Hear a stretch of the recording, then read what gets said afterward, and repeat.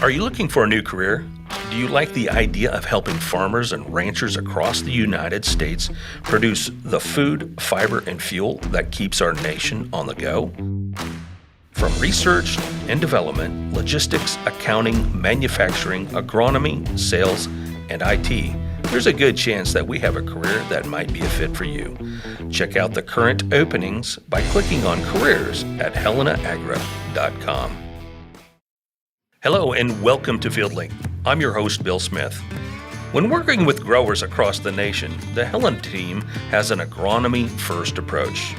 And one person that takes this motto very seriously is Paul Crout, Senior Helena Product Manager and Agri-Intelligence Agronomist. Paul is from California and happens to be the 2022 Western Region Certified Crop Advisor of the Year. Paul will share his insight about the CCA program and what it means to producers not only in the United States, but around the world. Plus, Jody Lawrence from the Strategic Trading Advisors will be joining us from Nashville for a commodity update.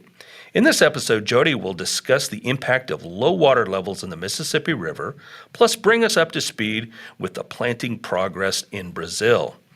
And finally, as combines begin to roll in nearly all parts of the United States, many growers are wondering what to do with all of the data that they are collecting.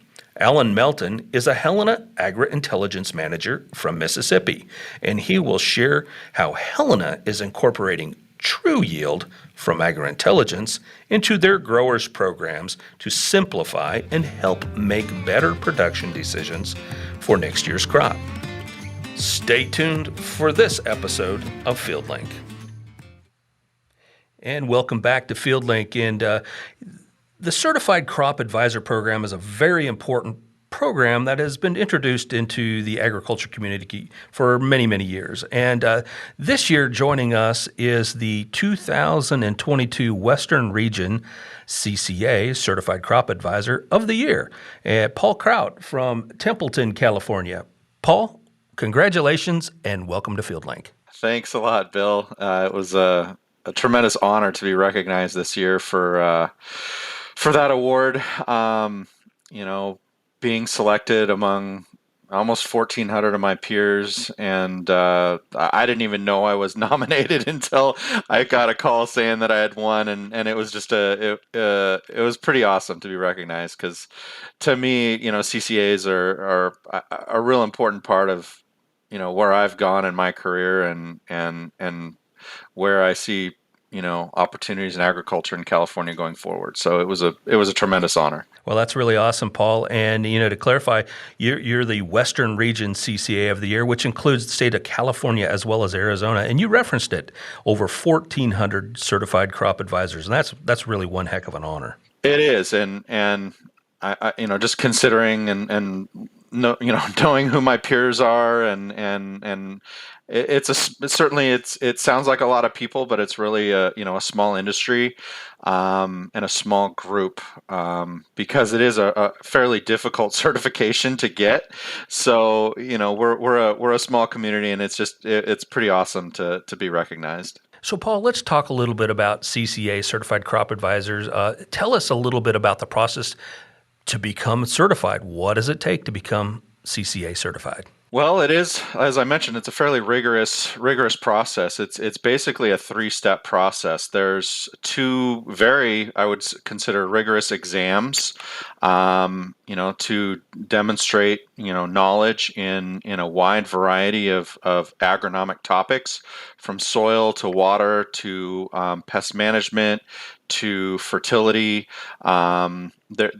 It's 2 very strong tests. One is an international exam, and then the other is a region-specific exam with topics specific to agriculture in that region. And then once you pass those exams, then you have to have, in order to qualify, you have to have a minimum level of experience, in addition to having a degree or a combination of experience and a degree in agriculture or agricultural type courses. And then once that happens, you have to get a number of letters of recommendation from other certified crop advisors as well as growers. And then you put that packet together, and then you still don't know if you get it because there's an approval process by the American Society of Agronomy, who administers the program. And so it's a long deal. I took the exams back in 2007, and I think it took about 6 months for me to find out that I was actually accepted as a certified crop advisor. So it is not an easy thing to do. And once you get it, it's something that you want to hold on to for a long time. Yeah, that's definitely true. And it's not an easy test. Our exam and process, as you mentioned, I know I was one of the first ones to, when I got my CCA, we were the first to get the international CCA, and that was a big step.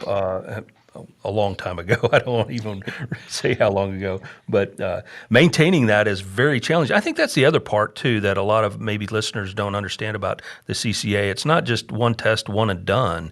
It's maintaining that those credentials. Tell us a little bit about how you maintain, I guess, your expertise in this area. Well, absolutely. As you can imagine, agriculture and information and science evolves over time, and a key component in keeping the certification relevant is continuing education. And so certified crop advisors are required to get 40 hours of continuing education every 2 years. And that's broken up into, I think, 5 different categories: nutrient management, soil water management, integrated pest management, crop management, and professional development. And so you have to get a total of 40 hours, and then those hours are broken down into each one of those categories. And that keeps us abreast of the latest information, techniques, laws and regulations, all kinds of different things that allow us to maintain the professionalism that that certified crop advisors adhere to as trusted advisors in the industry. Yeah, and I think that's really important, Paul. According to the website, the Western region, just the Western region alone for certified crop advisors, over 22,000 hours of continuing education in an annual basis. That's huge if you really think about that. And a lot of that has to do in that Western region. Paul, according, again, to the website, over 400 crops are represented. That's a lot of diversity in that particular region. Absolutely. I guess I'm a little biased, but here in California and then in Arizona, in this Western region, I feel like we have probably one of the most diverse agricultural growing regions in the world. I personally touch on the Central Coast and then in the desert almost 60 crops from an agronomic point of view. And so you're talking about all these hours that are offered. Well, each crop is different and has different requirements, and so it's really important that we have all this education available to us to stay abreast in all these different categories, from alfalfa and and hay to strawberries and wine grapes. So there's a lot of information out there, and it's important to be able to stay abreast and stay relevant. Paul, clearly CCA is really important to the industry as a whole, but it's also very, very important to Helena. What are you and your colleagues doing to ensure that we have a lot of sales representatives and agronomists CCA certified? Well, in our Western division at Helena, which is California and Arizona, we, as an agronomy team and as a management team, recommend and really encourage every single one of our salesmen, our sales reps, to get their certified crop advisor certification. And so we feel it exemplifies the level of professionalism and really the Helena's mantra of leading with agronomy. And so we provide a lot of support as agronomists to new salesmen who come in. We provide training to help them and prepare them to be able to take the exam, getting them all the information that they need to have in order to be as well prepared as possible. And so we're always shooting for, as 100% of our salesmen having that certified crop advisor. Yeah, and I think that's quite a goal, and that's pretty true for the entire nation of Helena representatives. And we have quite an extensive, commitment in that area, both at the regional level as well as the national level, to ensure customers, growers, that our folks are well trained with that agronomy being focused first approach. Something we're pretty proud of here at Helena. Paul, how did you get involved in the CCA program? When were you first exposed to that program? Well, I wasn't working for Helen at the time. This is going early in my career. I've been a consultant, or I've been involved in agriculture since 1999, and I felt that the certified crop advisor, when I was researching it, was a way to show and quantify my knowledge, and what I could bring as a salesman and as a consultant to my grower customers. So in 2007, when I did take the exam in San Luis Obispo County, which is where I live, there were only 7 certified crop advisors, and 4 of them were university professors. So I looked at it as an opportunity to really to separate myself and to show that hey, from a professionalism point of view, and really the direction that I wanted to present myself was that, and then over time I've found that agronomy and having I think another important thing to say is that when you become a certified crop advisor, you sign and you adhere to a code of ethics as well, and it really centers around the 4 R's of fertility, which is the right product, the right place, the right time, and so forth. And so it's really about being as agronomically sound as possible, and that means doing no more than is necessary, and really being grower focused on what the grower is trying to accomplish, rather than the opposite of that. So it really kind of spoke to me personally, because that's how I like to take things, is really focus on the grower perspective, and really what the grower needs to accomplish. Because in my opinion, if a grower isn't successful, then I'm not going to be successful as a supplier and as a consultant, because he's going to be out of business. And so that's always been my real focus. And I think that's a really important point, Paul, that you mentioned here. It's really about the grower and doing the right thing at the right time with the right product, and signing that code of ethics and living it out is very, very important. And Paul, again, congratulations on your honor. And I think this is a really important piece here. I pulled the press release from the Western Region CCA of the Year comments, and I think there's a statement here. It says, Paul shows a strong commitment to data and helping his growers find right answers in the numbers from the water, plant tissues, and soil samples. Paul is not afraid to get in the weeds and help new agronomists better understand how to solve complex problems in the field, which is critical to their development.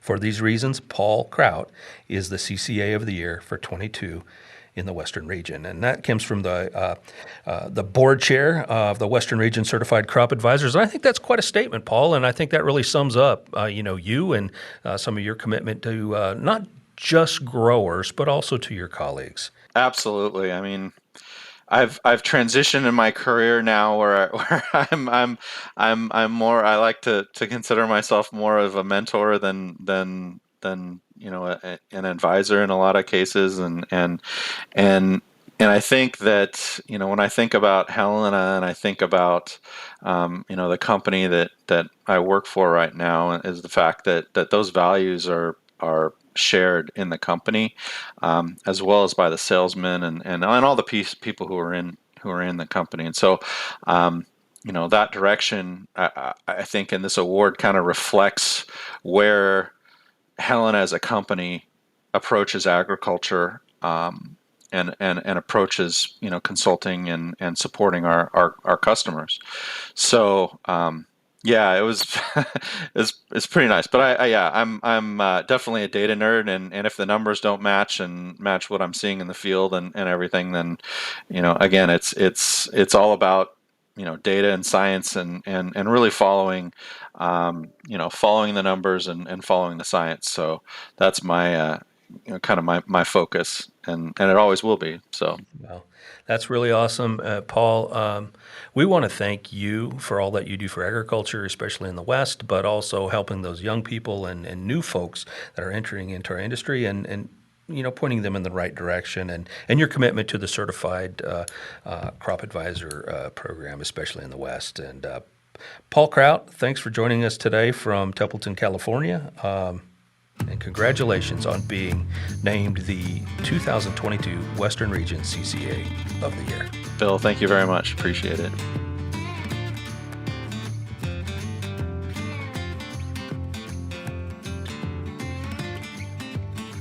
Joining us from Nashville is Jody Lawrence. Jody, lots of things happening. Harvest is rolling around. We've got lots of things happening with Brazil as they're starting their planting season, and certainly a lot of news right now as it relates to the low waters in the Mississippi River.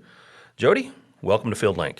Thank you, Bill. Yeah, it seems like every week that we want to try to cross issues off of our checklist of things we're watching in the market, and nothing is going away, but we keep adding problems to it. And the Mississippi River, low water levels and low having to put less weight on all these barges going north and south is becoming a problem. The summer-long drought in the western Corn Belt has affected the Missouri River, and then the late season drought at the headwaters of the Mississippi.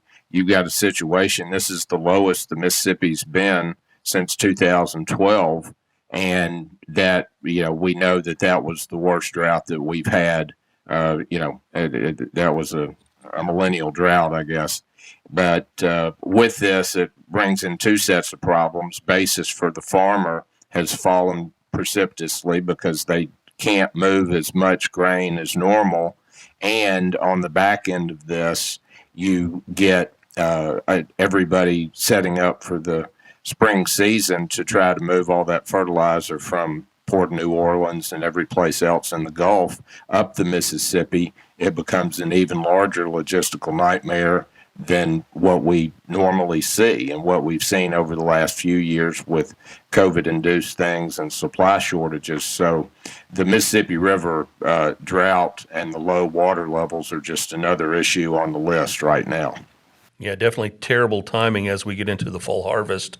Combines are rolling across to much of the United States, and depending upon that waterway for transporting, certainly grain down to the Port of New Orleans as well as fertilizer back up. Yeah, that and just the lack of rain. Really, you had crops that could have finished so much better and are struggling here towards the end, late maturity. Talking to a lot of farmers across the country who really disappointed with how everything finished across almost the entirety of the Corn Belt because of the drought. And while they appreciated the longer growing season like we see typically in a La Nina year, the lack of moisture more than offset that. So you've got some crops that were primed a month ago to finish strong that are finishing very poorly. So what kind of harvest progress are your customers talking about right now? How's it moving? The USDA put out yesterday that 22% of the bean crop has been harvested and 20% of the corn crop. And that's about, it's a little bit behind normal, the 5-year average, but it's still well within the range. You're getting this year because the forecast is so dry and you don't have the worry of storms or hail or late corn damage being knocked down by the wind, that you have a lot of farmers choosing now to very slowly go in and only pick their lowest moisture corn so that they're not getting docked, so that they do not have to dry it, do not have to spend the extra expense of the natural gas or the propane in their dryers before they touch it and send it on. Everybody hates to ship water to the elevator inside that kernel, but they're in a spot now where nature is doing their drying down. It's saving them some money, but it's also slowing down harvest a little bit. Jody, it sure seems like last Friday we saw the bulls and the bears coming out for corn and wheat, and then, of course, the bearish side of things on beans. What's your insight there? The USDA, as we've talked about before, and anybody that's read the newsletter knows that not only me, but most people in the industry were trying to balance how basis has been so strong since the flood in Indiana, Illinois, Ohio, during planting of 2019, that we felt across the industry that the USDA had overestimated production in both 19, 20, and 21 because of the late fade of the crop.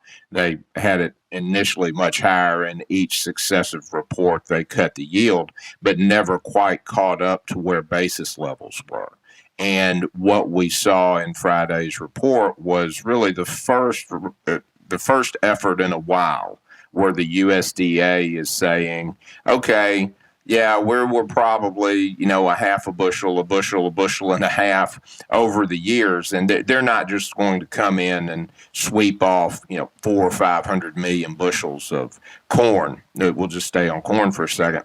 Off the ending stocks to make up for that yield reduction. It has to be a slower pace, because what the USDA almost always gets to make these adjustments, since they have so many columns that they can move things around, is that 1 in every 5 has been the trend of a new record crop, an enormous yield, to where they can undercount a little bit the big record yield to make up for the overcounting of the less than desirable yields of the previous couple years. But over the last 4 years, they just hadn't had that opportunity because the crop has gotten smaller at the end of every harvest. And if you look at where bean basis level was all summer and where corn basis was, that really makes sense on why they had to trim it down to tell the world that, yes, the U.S. has a lot less corn and beans than what we have been telling you over the past, several quarterly stocks report and the annual year end in January. And the Russians still continue to be in the news, stirring the pot with the energy world. What's new there, Jody? Well, in between whether it was sabotage or whether it was a planned event, the vandalism and the explosions on the Nord Stream gas pipeline that shut it down and causing more problems and more friction between Russia, the NATO countries, Europe, and the flow of natural gas from Russia into Europe. They have now had the vote to annex and passed in kind of a sham election last Friday to get to annex the areas that they occupied. But just as soon as they said they won the vote convincingly that those people wanted to be back as part of Russia, the Ukrainian military drove them out of one of the main eastern Ukraine territories that Russia had been occupying. So in between Putin and Russia getting their head handed to them in the war front, it's becoming more and more clear that the grain deal is not going to be renewed in November out of the Black Sea ports. And Russia keeps talking about, and apparently has moved, some nuclear warheads, whether this is simply a show of force for everybody to calm down, that they're intent on using them, or they're in a position that they're simply backed into a corner and they're trying to save face. They're using everything that they have in their arsenal to defend themselves. So very, very unstable, very unfortunate situation that the grain markets look at. And if you look at wheat, not only in last Friday's report was the wheat crop 128 million bushels smaller than the average guess, and 133 smaller than the September report. You also have the situation of the world trying to figure out how to move wheat around if Russia has all the sanctions and the humanitarian corridor shuts down, and you've got wheat back at $9.22 right now, which puts you up at some of the you're talking about almost a $2 rally since the August lows. So wheat certainly is regaining some. Just call it uncertainty premium because you don't want to call it anything else. Definitely a complex situation in Russia right now, impacting not just wheat, as you mentioned, but also energy for sure, as well as even some trickle effects through currency throughout all of Europe. So a lot of craziness taking place there. Jody, Brazil, they're getting off to a good start down in Brazil with planting. What's your insight there? Well, as La Nina is getting to an end, they're in a typical planting, late La Nina planting cycle where a majority of Brazil is seeing good rains. They are going into good soil condition, and early development of that crop appears to be above average. While as you head further south into southern Brazil and northern Argentina, they're still very much mired in the drought that they've been stuck with the past 2 years. So Argentina, their wheat crop is deteriorating. Their early planting conditions are poor at best, as is southern Brazil. But the major soybean areas in central and northern Brazil are doing very well. So for the time being, as La Nina transitions out to a more neutral reading, you've got a haves and have-not situation in South America, with central and northern Brazil being in the best spots. Definitely a market that U.S. growers need to be paying attention to. A big area down there certainly could impact our soybean prices moving forward. Jody, want to thank you for joining us here today on FieldLink.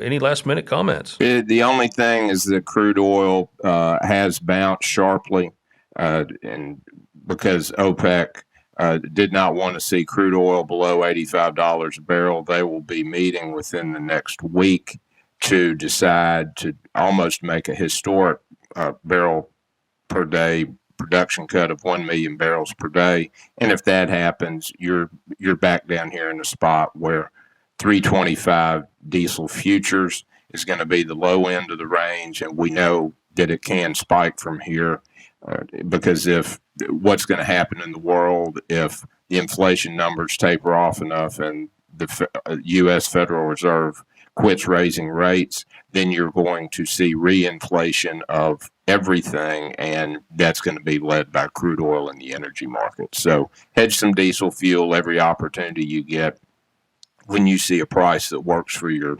operation. Yeah, definitely a big meeting coming up in Vienna with OPEC, and that could certainly change the narrative for the next 3-4 months as it relates to energy. Jody, again, thank you for joining us here on FieldLink. We look forward to having you join us next time. Thank you, Bill, and everybody be safe during harvest.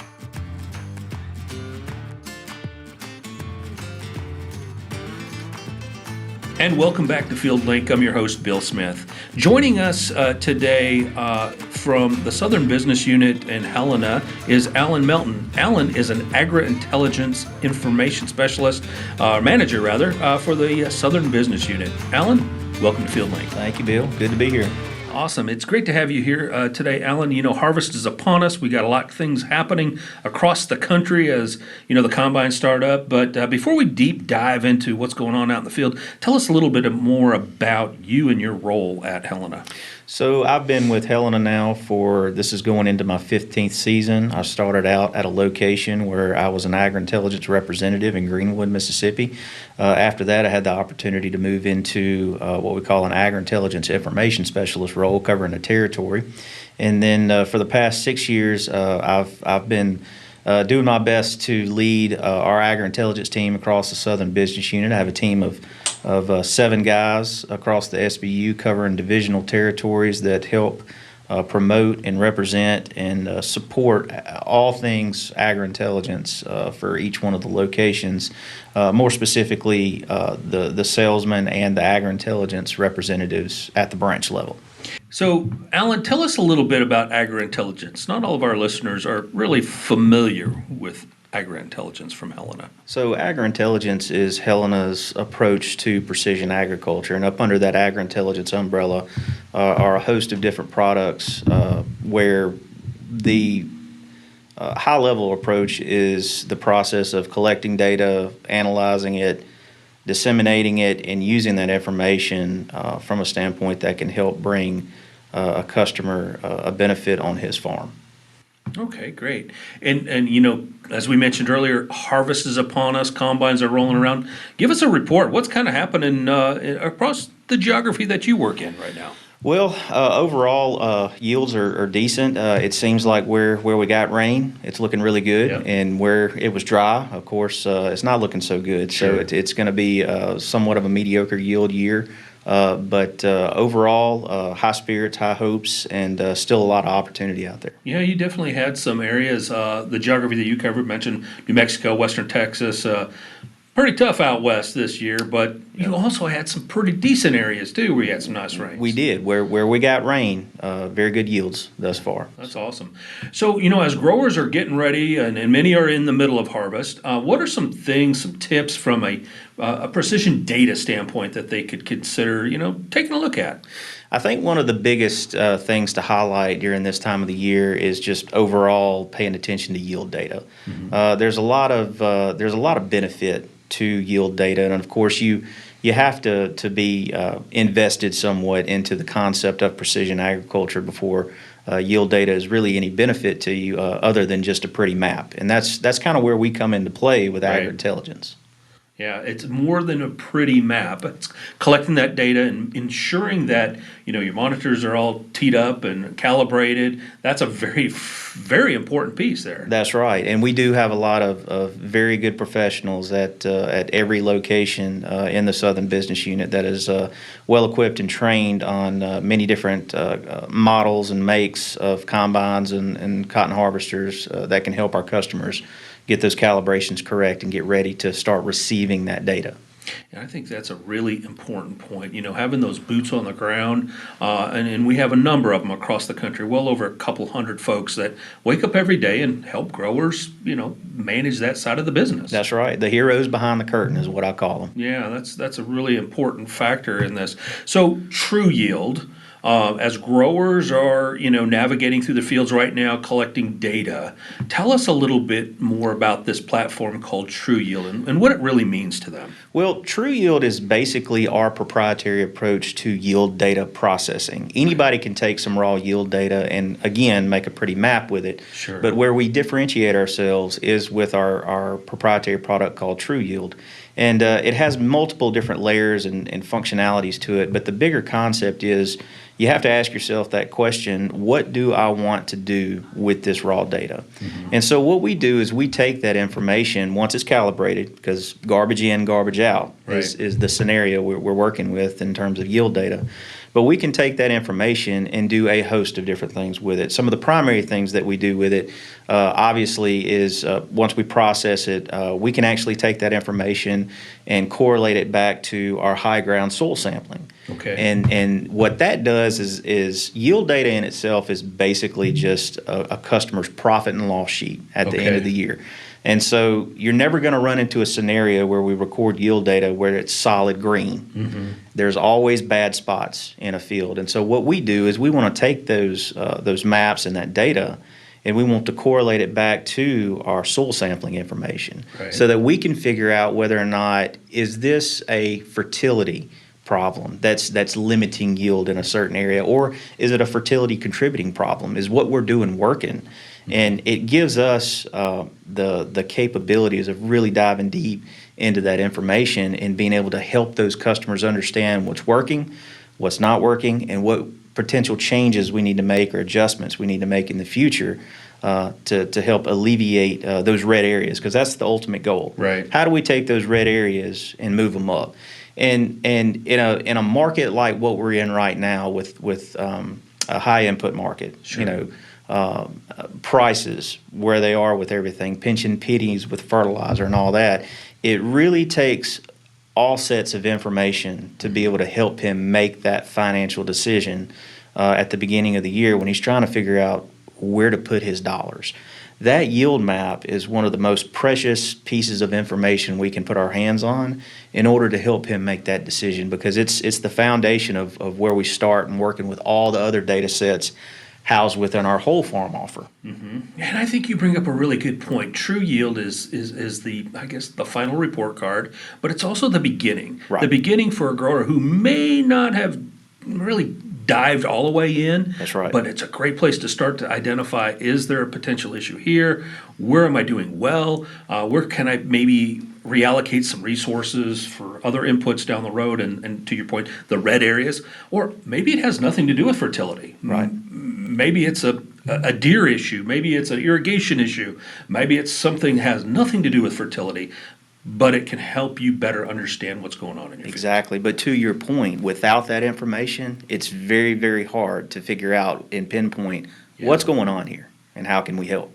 Yeah, that's a critical piece. And, I know a lot of times growers don't think about that this time of year. They're thinking about that December after everything's done. Right. But boy, making sure that information going into that combine and capturing that data now is very, very important. Very, very crucial. That's right. And it's one piece of data, but it's, in my opinion, one of the most important pieces of data that we can get our hands on. From that standpoint, I think by itself, again, it's just a pretty map, and you can see what the different yield averages are. But it's when you start looking at yield as compared to soil data. It's when you start looking at yield as compared to your elevation slope. When you start looking at yield compared to the input decisions that you made, or my bug pressure that I recorded digitally with something like Inspex, which again is another one of our proprietary Agri-Intelligence products with scouting. Sure. It's just that key data set that allows us to start making some pretty good decisions that influence that bottom line for the customer. Well, definitely the beginning for some growers, but boy, it ties it all together at the end. You have all these concepts of from one point of the year to the other. We've always said, let's take it from yield to yield. And that's the approach that we take in all things in between. Help us answer those questions. I think that's really important. I think it's also important for listeners to understand that TruYield's not just some software package or some app. There's certainly technology involved, but there's I guess the beauty of it is those 200-300 folks that are helping interpret this data for the grower. That's correct. And bringing that, I guess, breaking that down for them at the farm gate. That's correct. And that's a big differentiator with our approach to precision ag under our Agri-Intelligence platform. We have well over 150 employees just in our Southern Business Unit that are 100% committed to supporting precision ag offerings at the location level.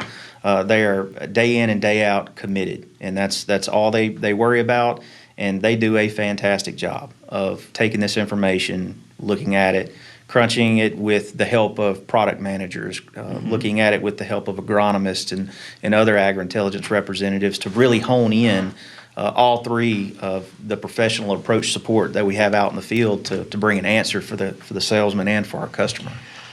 You touched on something, Alan. You touched on agronomist, and I think that's an important piece that listeners understand is, and we had Paul Crout on our episode here as well. He was CCA of the year in the Western business or Western region for CCA, and he talked about how Helena's agronomy first approach is really living out, and I think it truly lives out in products like Agri-Intelligence, especially TruYield. Yes, absolutely. You have to take every segment of what we're doing with this data from an agronomic background and an agronomic standpoint. If you don't, you're just somebody else with some data in your hands that don't really complete the story. When you take all of these pieces and you look at it from those agronomy lenses, it truly starts to open your eyes as to what the issues truly are, and open your eyes as to all of the solutions that we currently have under our toolbox that can help remedy any of these problems that we're finding with all this information. Alan, what are some of the things that you've learned now that you've had TruYield out there for a few years? I mean, from your seat on the bus, what have you learned from all of this data coming together? How have you applied it back to the business? Well, we've learned some pretty interesting things over the years. I can tell you that from what customers think is actually going on to what the data actually tells the story of what's going on. Sometimes those two don't jive, and when you can come with that information and show them really what's going on, it changes the dynamic of the Helena customer relationship. We at that point become more of a solutions provider. Okay. For that customer. But just an example of some of the things that we've kind of picked out from TruYield is customers automatically think when they have a lot of available nutrient in their soil, they should be good. Where what TruYield has done is it showed us a lot of times where we might have a lot of, say, potash in a certain area. We might also have a lot of magnesium in that area, which they fight each other from a soil standpoint. Yep. So when you look at the yield data where we have the most available nutrient, a lot of times that's showing us where the lowest production is. And that doesn't make sense to customers. They think the more nutrient I have out there, the higher my yield should be. And that's not necessarily the case because of the agronomic interactions that are going on between all of the nutrients out there. Right. And what we've been able to show those customers is that here's your real problem. This is why this area is red, and here's a fix for it. And ultimately, you can come up with all the recommendations you want to, but if we don't make that customer return, we're not doing anything for him. And so we have to bring that return to him and that understanding that I know that what this data is finding is truly making me more money and more profitable out here. And that's why they continue to invest with us year in and year out with all of this data collection. Sure. And it's a process. Alan, if a grower wanted to get started with the TruYield product from Helena, what do they need to do? First thing always is contact your local Helena representative.